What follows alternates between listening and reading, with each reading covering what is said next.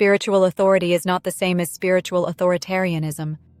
The distinction may seem subtle, but in practice, it changes everything. In many spiritual traditions, authority emerges from experience, practice, and depth of insight. It is not self-declared. It is not marketed. It is not demanded. It is recognized.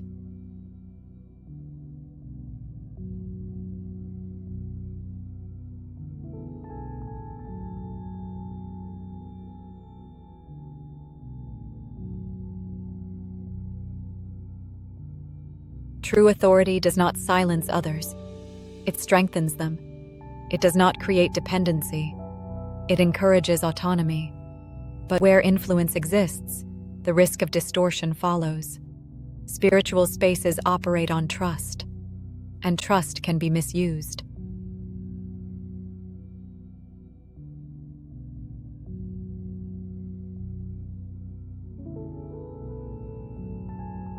Spiritual authoritarianism does not always look aggressive. Often it appears gentle, soft-spoken, well-intentioned. It speaks of love, of surrender, of higher wisdom. Yet the dynamic beneath the surface may tell a different story. When questioning becomes disloyalty, when doubt is pathologized, when obedience is reframed as spiritual maturity, authority has shifted into authoritarianism. The difference lies not in tone, but in structure. True spiritual authority invites dialogue. Authoritarian structures avoid it. True authority acknowledges fallibility. Authoritarianism claims certainty. True authority empowers discernment. Authoritarianism discourages independent thinking. Spiritual authoritarianism thrives where insecurity meets certainty. People seek guidance in times of uncertainty. This is natural. But when guidance becomes control, consciousness narrows. Freedom in spiritual contexts is not the absence of structure. It is the presence of agency. Agency means the ability to question, to reflect, to disagree without exclusion. When spiritual systems define freedom as alignment with a singular truth, divergence becomes threat. And threat invites control. Control does not always manifest through rules. It can manifest through subtle emotional framing. If you doubt, you are not ready. If you question, your ego is resisting. If you disagree, you lack awareness. These phrases sound spiritual, but structurally, they neutralize critique. Authoritarian dynamics often hide within moral language. Moral language carries weight, especially when linked to transcendence. But transcendence does not remove the need for accountability. Spiritual authority becomes problematic when it places itself beyond examination. When leaders are treated as vessels of unquestionable truth. When hierarchy becomes sacred. Sacralized hierarchy is difficult to challenge, because critique appears as betrayal.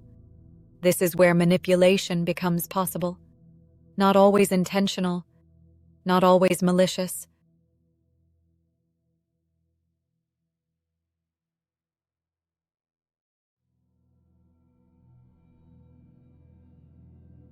But structurally powerful.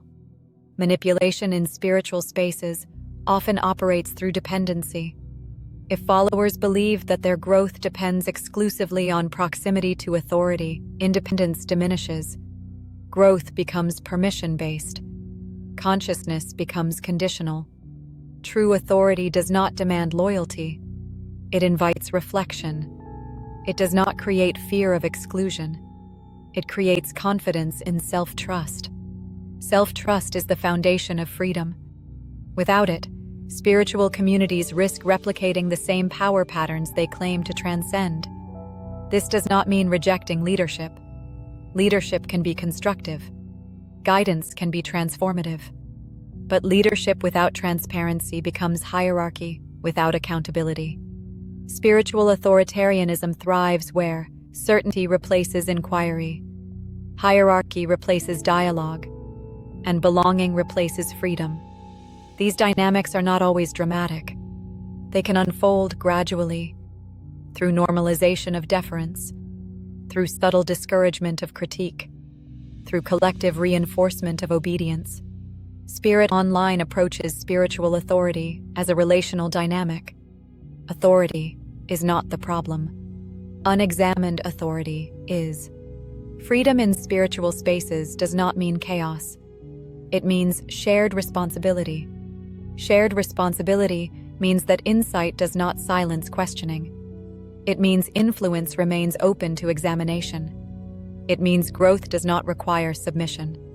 Spiritual maturity includes the capacity to hold guidance and discernment simultaneously, to learn without surrendering autonomy, to respect experience without abandoning critical thinking.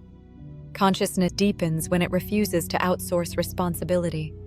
Spiritual authoritarianism thrives when individuals relinquish their inner compass.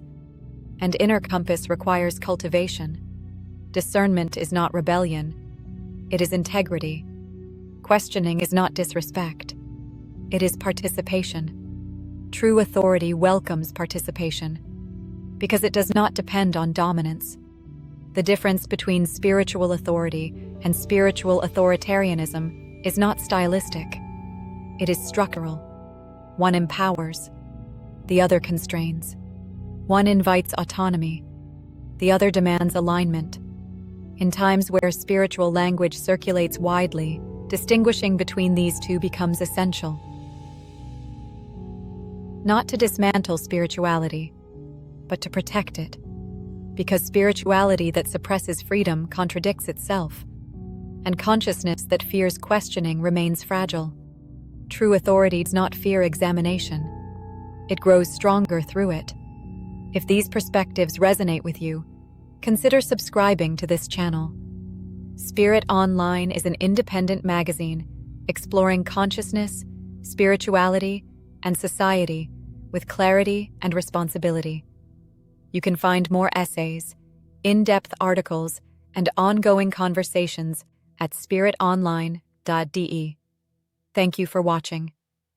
And thank you for being part of a space that values depth over noise.